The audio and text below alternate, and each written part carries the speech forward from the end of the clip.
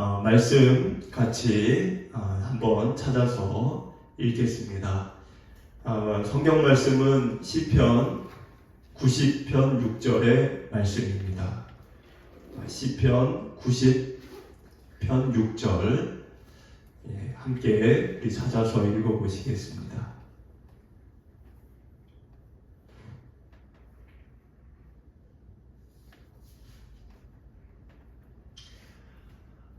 어, 6절 말씀 우리 같이 한번 읽겠습니다. 푸른 아침에 꽃이 피어 자라다가 저녁에는 시들어 마르나이다. 아멘. 시편을 이제 90편에 이르게 됩니다. 지금 읽은 말씀을 보니까 꽃이라는 단어가 나오는데 지금 꽃의 계절이죠. 어디를 가도 꽃이 우리를 반기고 있습니다. 너무 이뻐서 지나가다가 좀 보게 되기도 하고 잠시 머물게 되기도 하고, 꽃은 그렇게 많은 사람들에게 마음을 사게 하는 아주 아름다움을 우리에게 보여주고 있죠. 그런데 이 꽃은 얼마 지나지 않으면 금방 또 시들어 버립니다. 우리가 지금 보고 있는 꽃이 볼 수 있는 날이 얼마 안 되죠. 조만간 비가 오고 또 계절이 바뀌기 시작하면 언제 그랬냐는 듯이 꽃은 다 시들어 버리고 떨어지고 사람들의 발에 밟힙니다.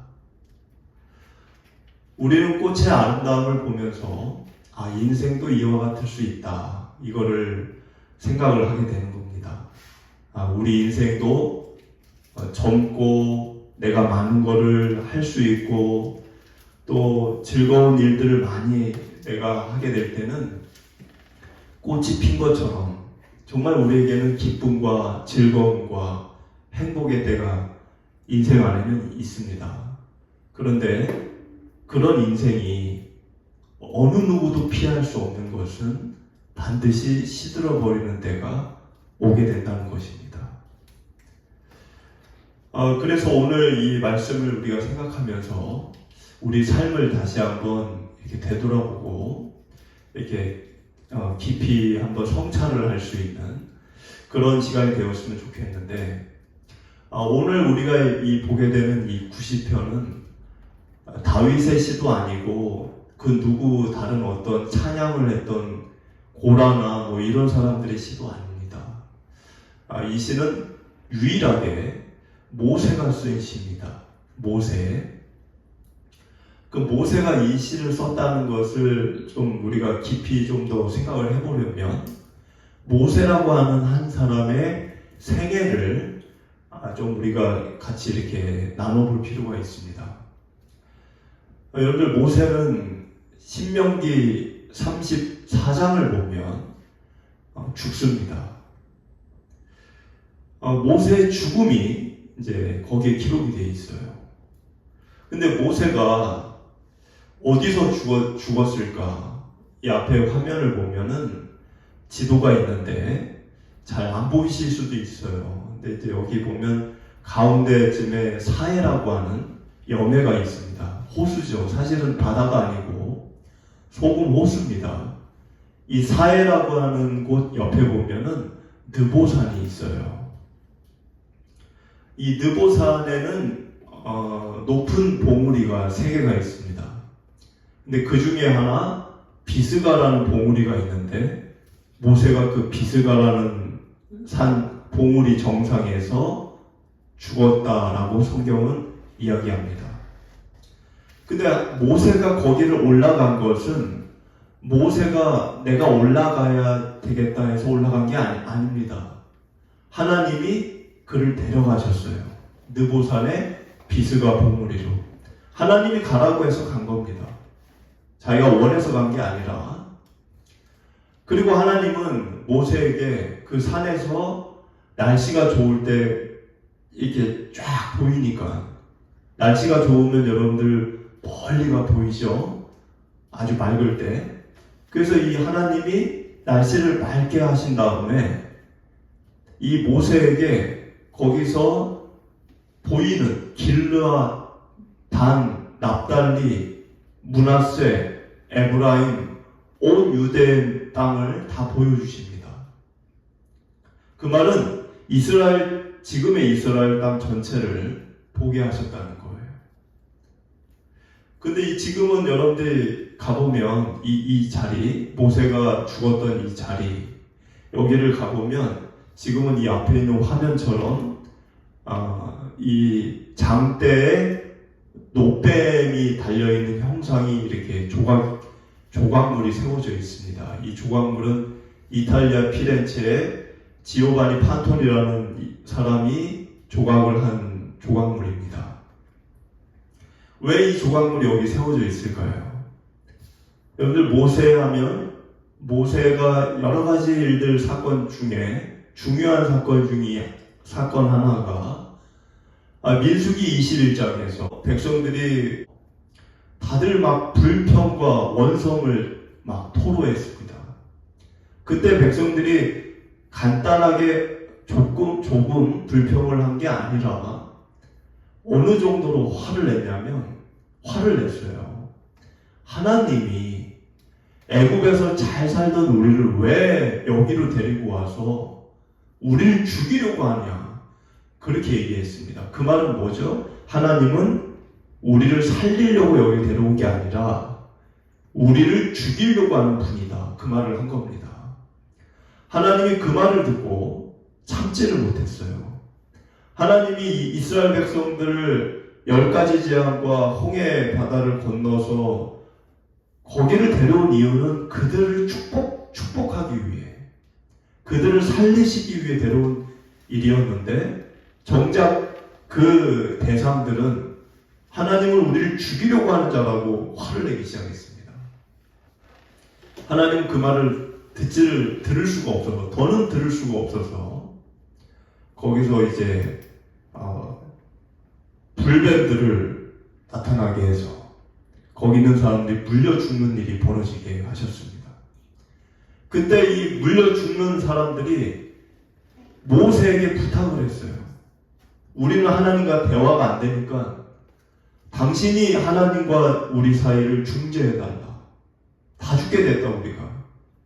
그래서 모세가 하나님께 이제 말을 걸죠. 저들을 살려달라고. 그때 하나님이 너는 그러면 장대에다가 이 노수로 된 뱀의 형상을 달아서 그거를 세워라. 그거를 바라보는 자들은 살 것이다. 근데 요한복음 3장에서 예수님이 요한복음 3장에서 이 사건을 얘기하셨어요. 민수기 21장에 그 사건을 얘기하면서 모세가 장대를 노시라는 건 청동을 얘기한 거죠.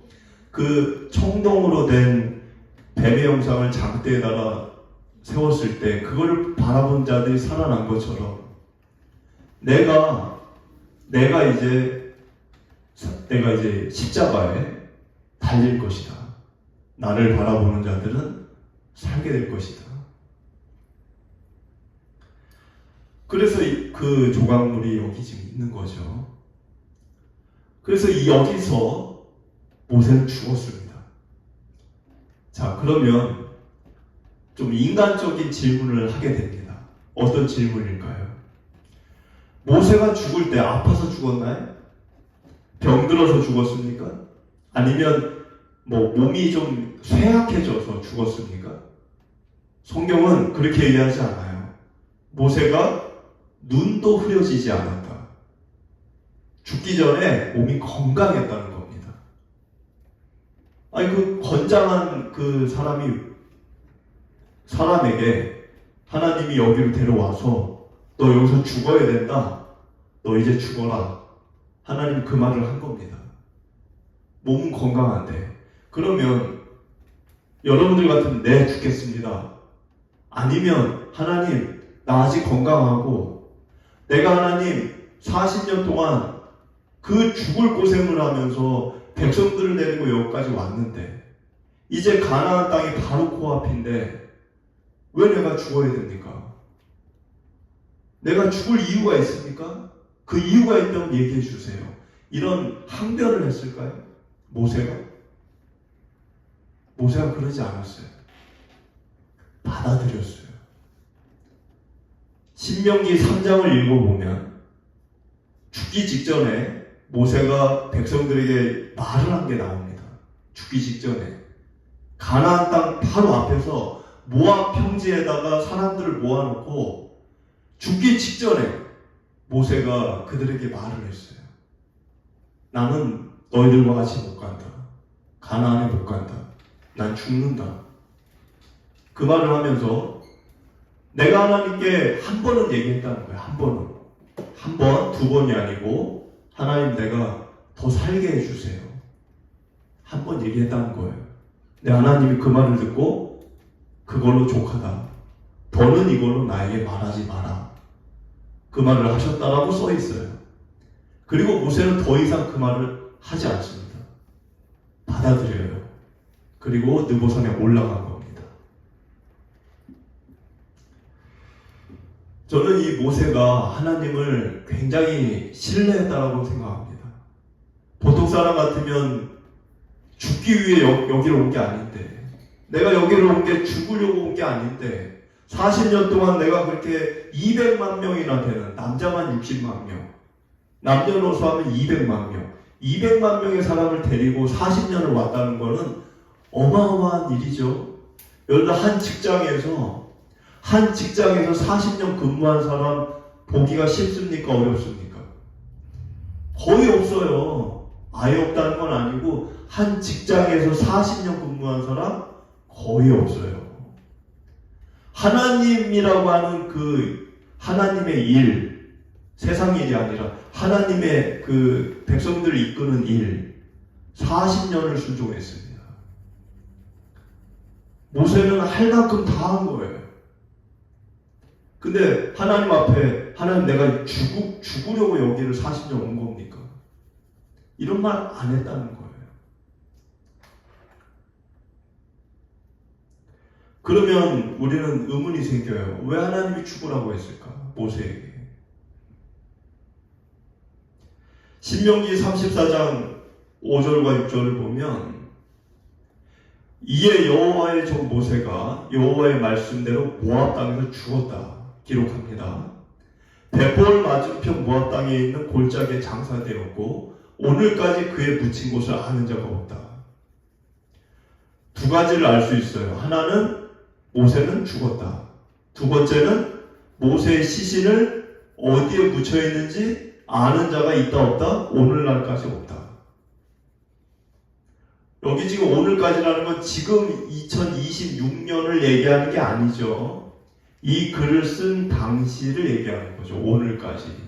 그러면 오늘까지라는 말은 이 성경 글을 보면 이 글을 쓴 거는 모세가 썼을까요? 모세가 아닌 다른 사람이 썼을까요? 모세가 아닌 다른 사람이 썼겠죠. 그러니까 오늘까지, 모세가 죽고 난 뒤에 오늘까지 모세 시신을 본 자가 없다. 그럼 모세가 쓴 게 아니죠. 근데 알으셔야 되는 거는 신명기는 모세가 쓴 겁니다. 모세가 썼어요. 근데 신명기 34장만, 이 장만 모세가 쓴 게 아니에요. 늘 이 앞에도 화면에 있듯이 모세가 몇 세에 죽었죠? 120세. 120세 죽었는데 여기 눈이 흐리지 않았고 기력이 쇠하지 아니하다고 얘기합니다. 몸이 건강한 사람이 그 거친 모세의 120년 생의 호흡이 끊어진 거예요. 모세의 생애는 쉽지 않았어요, 여러분들. 어렵고 힘든 고생하는 120년의 세월을 살았습니다. 그리고 모압 땅의 골짜기 어딘가에 묻혔다고 얘기합니다.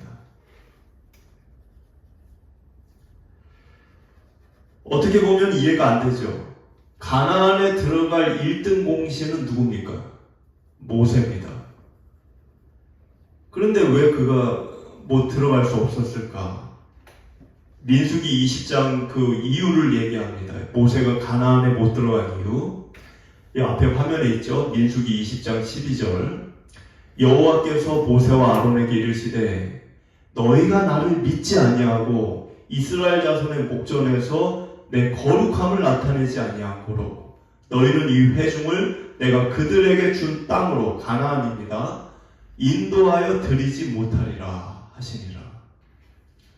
자, 이유가 뭐라고 되어 있죠? 너희가 나를 믿지 아니하고. 화를 냈다라고 안 되어 있습니다. 모세가 화를 냈어요. 모세가 그 무리바라고 하는 곳에서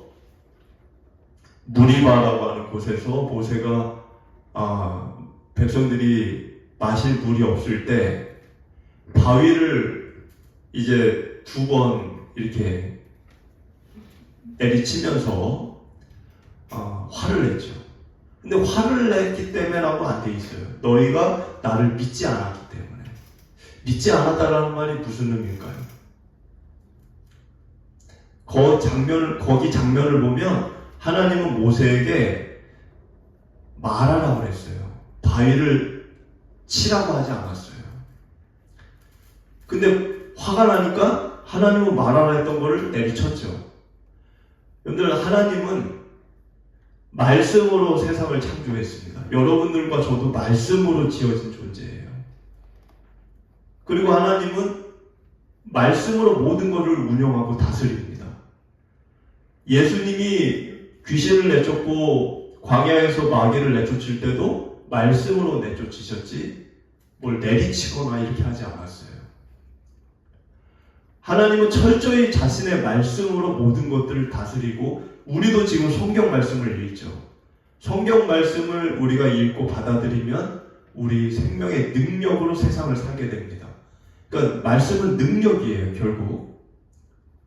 그래서 하나님은 말씀으로 이렇게 말하라, 내 말대로 해라, 말을 해라 그랬는데, 인간은 어떤 마음이 있을까요? 인간은 하나님을 믿기보다는 하나님이 말씀하는 대로 사는 게 믿어지지가 않아. 그거대로 살면 내 삶이 바뀌어질 것 같지가 않으니까 내 행위, 나의 어떤 의지, 내 노력을 거기다 가미를 시키는 거죠. 그러니까 하나님의 말대로 하면 안 될 것 같아. 내 어떤 의지가 더 앞서는 거죠. 그 말씀대로 순종하기보다는 나의 생각과 나의 감정과 나의 의지가 더 앞서는 거죠. 그래서 2번을 세게 내리칩니다. 그러면서 모세가 뭐라 그랬냐면, 하나님이 너희를 위해 물을 주기를 원하느냐 이러지 않았어요. 뭐라 그랬냐면, 우리가, 아론하고 모세겠죠. 우리가 너희를 위해 물을 줄까 그랬습니다. 물을 주는 게 누구예요? 자기라고 생각을 한 건지 모르겠지만 말을 좀 잘못한 거죠. 하나님이 너희를 위해 물을 주기를 원하냐 이러지 않고 우리가 이렇게 얘기했다는 거죠. 믿지 아니하고 이스라엘 자손의 목전에서 거룩함을 나타내지 않았다. 화를 낸 겁니다. 그래서 들어갈 수 없다. 자, 그러면 또 이런 생각이 들어요. 아무리 모세가 실수를 한 건 맞지만, 실수를 한 건 맞으니까, 아니, 모세가 그렇게 실수를 했으면 야단치고 종아리를 좀 때려주시면 되지. 그것 때문에 그렇게 40년을, 처음에 모세가 이 떨기나무에 불이 붙어서 하나님이 내가 너를 쓰려고 하는데 순종해라 그랬을 때 모세가 뭐라 그랬죠? 하나님 나 안 한다 그랬어요. 안 한다고 했잖아요, 모세가. 안 한다는 모세를 하나님이 강압적으로 그렇게 자기가 본인이 원하는 뜻을 위해 안 한다는 거를 갖다가 그렇게 여기까지 데리고 온 거잖아요. 그러면 모세가 조금 실수를 하고 그러면 너 종아리 좀 맞아라고 때리면 되는 거지. 그것 때문에 너 죽어라. 너는 가나안에 못 간다. 좀 심한 게 아닌가. 이런 생각도 듭니다. 근데 여기서 우리의 생각과 하나님의 생각은 다르다는 걸 우리가 좀 생각해야 됩니다. 급이 다른 거예요. 하나님의 생각을 우리가 다 이해할 수 없어요. 결과적으로 봤을 때는 모세가 느보산에서 죽은 거는 모세에게도 유익한 일이 됐다라고 생각합니다. 왜 그런 생각을 하게 되느냐? 모세가 가나안에 들어갔다면, 만약에 모세가 안 죽고 가나안에 들어갔다, 그럼 어떤 생각을 좀 해볼 수 있냐면 여호수아는 지도자가 될 수 없습니다. 그렇죠? 아니, 지도자가 모세인데 여호수아가 어떻게 지도자를 합니까? 그런데 모세는 가나안에 들어가지 않고 홀로 죽었기 때문에 여호수아에게 지휘권을 넘겨줄 수 있었어요. 그 지휘권을 넘겨준다는 게 뭐가 그렇게 중요하냐 이렇게 생각이 드실 수 있는데, 모세는 실수할 가능성이 있는 사람입니다. 아까 무리바의 사건을 봤을 때 어떤 실수일까요? 화를 낸다 그런 실수가 아니라 우리가 너희를 위해 이런 말을 했죠. 그 말에 그 심리적인 어떤 작은 씨앗을 우리가 좀 보자면, 가나안에 들어갔을 때 왕이 될 수 있는 여지가 있었어요. 내가 너희들을 데려온 거야. 내가 너희들을 살려준 거야. 내 덕에 너희들 여기 있는 거야. 그러니 너희들 내 말대로 해야 돼.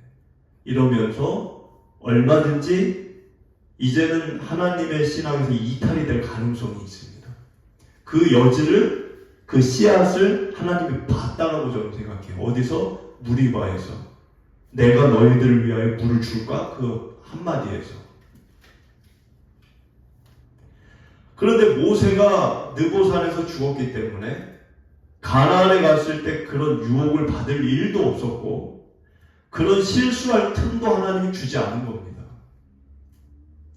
그래서 그는 어찌됐든 실수는 했지만 더 큰 실수를 하지 않게 하나님이 아예 예방을 해주신 거예요. 어떤 면에서는 너 이대로 갔다가는 완전히 나를 떠날 수 있는 타락이 될 수도 있는 거죠. 그래서 어찌 보면 모세가 느보산에서 죽은 일은 그가 이전에 광야에서 행했던 수많은 일들보다 더 훌륭한 일이 될 수도 있습니다. 그리고 시신의 위치를 알 수 없었죠.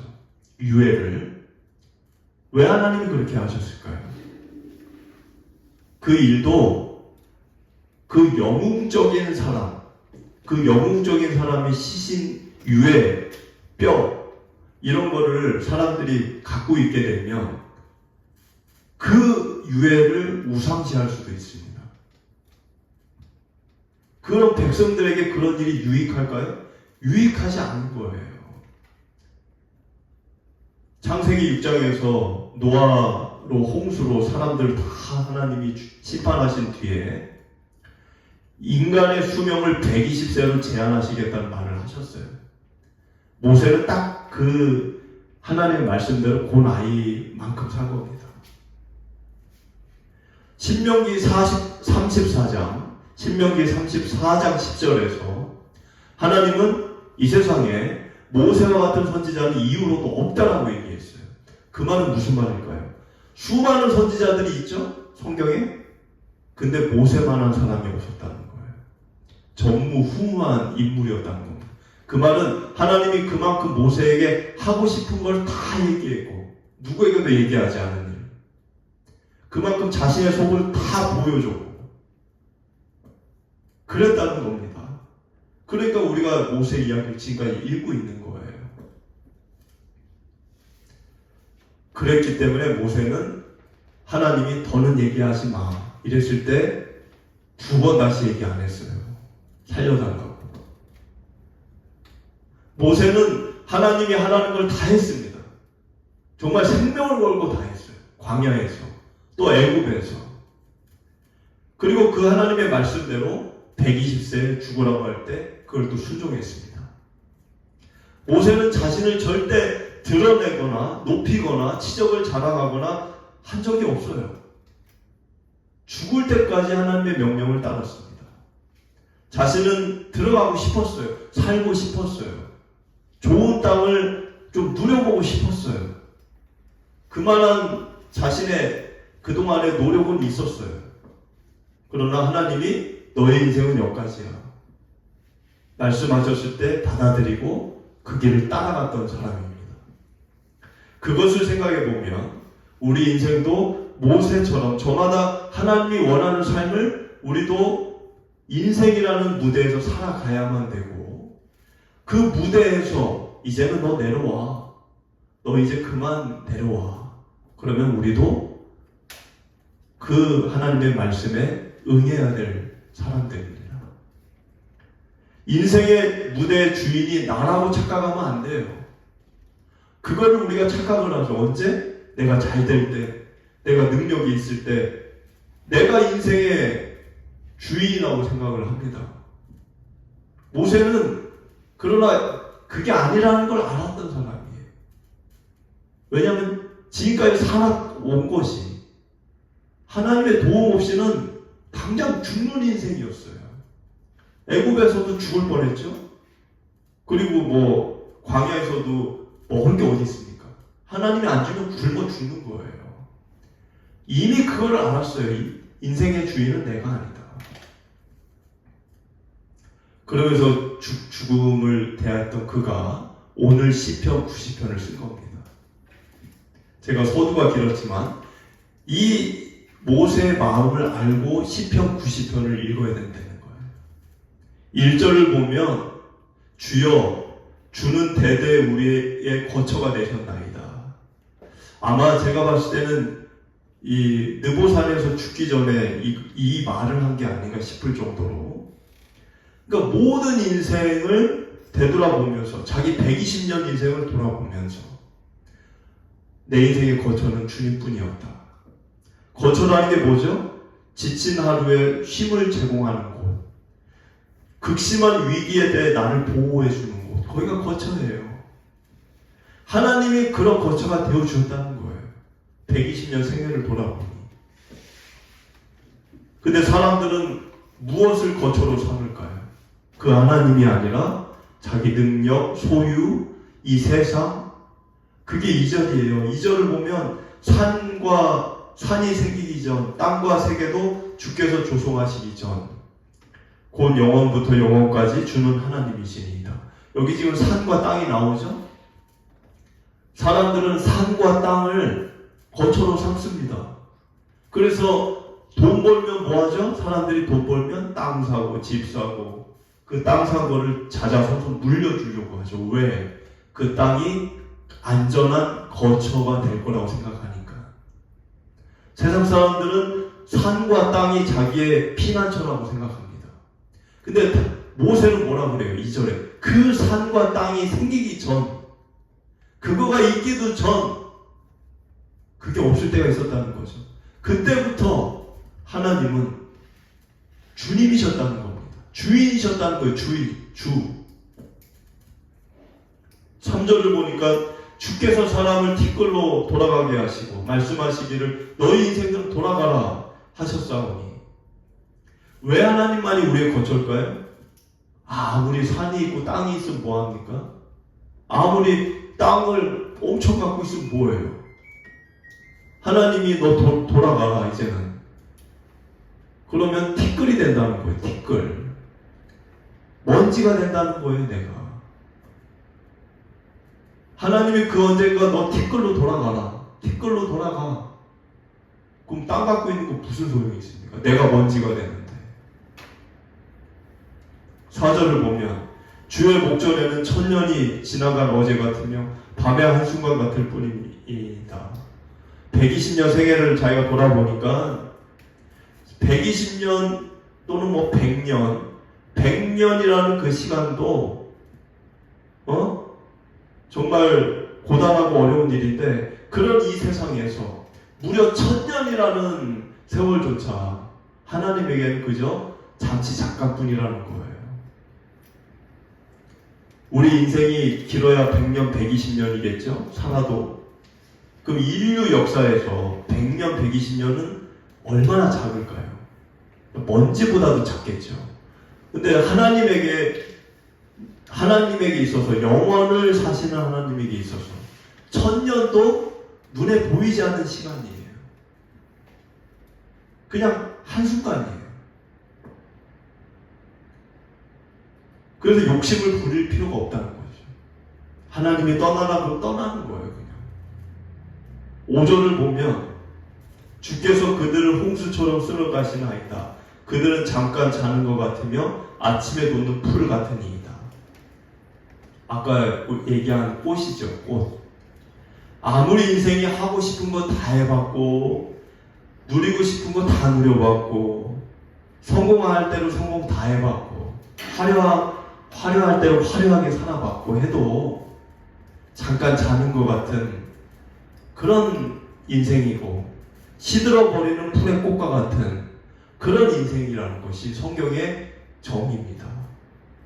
예쁜 꽃을 꽃병에 우리가 담아놓고 사람들이 볼 때 아우 이쁘다, 아우 이뻐요 뭐 이런 얘기를 나누죠. 생기가 있고 생명력이 있어 보이고 근데 우리가 마치 그와 같아요. 뿌리에서 꺾여진 그런 시들어갈 수밖에 없는 꽃을 꽃병에 담아놓고 내 인생이 아름답겠죠. 잠깐은. 하루가 지나고 이틀이 지나고 3일이 지나면 어떻게 됩니까? 꽃이 시들기 시작합니다. 그리고 꽃잎이 떨어집니다. 그럼 우리는 그 꽃병을 버립니다. 얼마 전까지 이쁘다라고 했던 걸 버려버려요. 그게 우리 인생이에요. 이름 모를 수많은 들꽃이 이른 봄부터 늦가을까지 피고 지듯 저마다의 사람들이 있는 그 자리에서 자기의 생애를 꽃피웁니다. 피었다가 지었다가 피었다가 떨어졌다가 그리고 나중에는 한 점의 기억으로만 남는 거죠. 그렇기 때문에 우리는 작은 일상의 일부분이라도 겸손해야 되고 또 낮아져야 되고 또 소중히 여겨야 되는 것입니다. 여러분들 가뭄으로 말라버린 논둑 있죠? 지금은 그렇게 안 하지만 옛날에는 논이 말랐다. 가뭄 때문에. 그러면 물을 드릴 때 물을 가까운 곳에서부터 차근차근 이렇게 정성을 들여서 물을 조금씩 부어야지 논두렁에다가 물을 확 부으면 어떻게 됩니까? 오히려 논둑이 무너져 버려요. 우리가 인생을 소중히 여겨야 된다는 겁니다. 차근차근 정성껏 조심히. 근데 성급한 마음에 빨리 내가 뭔가를 이루고 싶고 성공하고 싶고 잘 되기를 원하고 그런 욕심이 앞서서 삶을 다루기 시작하면 현실의 작고 그 크고 작은 그런 시간들부터 내가 작은 시간부터 큰 시간, 작은 시간이 있다고 했을 때 작은 1분, 작은 1초 이 시간을 소중히 여겨야 되는데 작은 시간을 함부로 대할 때가 많습니다. 6절을 보면은 푸른 아침에 꽃이 피어 자라다가 저녁에는 시들어 마르니이다. 흔히 인간의 생애를 뭘로 비유하죠? 흘러가는 물. 강가의 이 섬강, 불온의 섬강, 또 여주강은 남한강, 원주천도 있지만 흘러가는 물을 보면서 사람들이 뭐라 그래요? 노을이 이렇게 질 때 인생이 저렇게 흘러가는 물과 같아 이렇게 얘기하죠. 그런데 사실 인생은 흘러가는 물의 거품, 잠시 이렇게 떠오르는 그 거품이 떴다가 쓰러지는 그 짧은 찰나만큼밖에 안 됩니다. 흘러가는 물 정도도 안 돼요. 그냥 거품처럼 떴다가 꺼지는 거예요. 쓰러지는 거예요. 물거품 같은 인생이에요. 이러한 우리 생애를 소중히 다루는 방법은 하나님의 말씀대로 내가 그 영원을 바라보며 오늘에 주어진 이 짧은 나의 이 하루, 1시간, 1분, 1초를 소중히 다루어가는 것입니다. 하나님의 의로움과 거룩함으로. 짧은 유한한 생애이지만 얼마나 짧아요, 우리 인생이. 그렇지만 하나님의 말씀대로 살아가면 이 짧은 인생이 결코 허무하거나 헛되지 않는다는 것입니다. 이러한 마음으로 우리가 하루하루를 보내고 정리해 나가고, 그러면 나에게 생명을 주신 그러한 주님의 나라와 뜻을 보게 될 것이고, 또 볼 뿐만 아니라 그 일에 동참하게 될 것이고, 그리고 그 동참의 너머 끝에 주님의 나라에 우리가 임하게 될 것입니다. 그러한 마음을 갖고 여러분들이 모세의 이 시편을 묵상하시고 여러분들의 생애를 살아가게 되시기를 축복을 드립니다.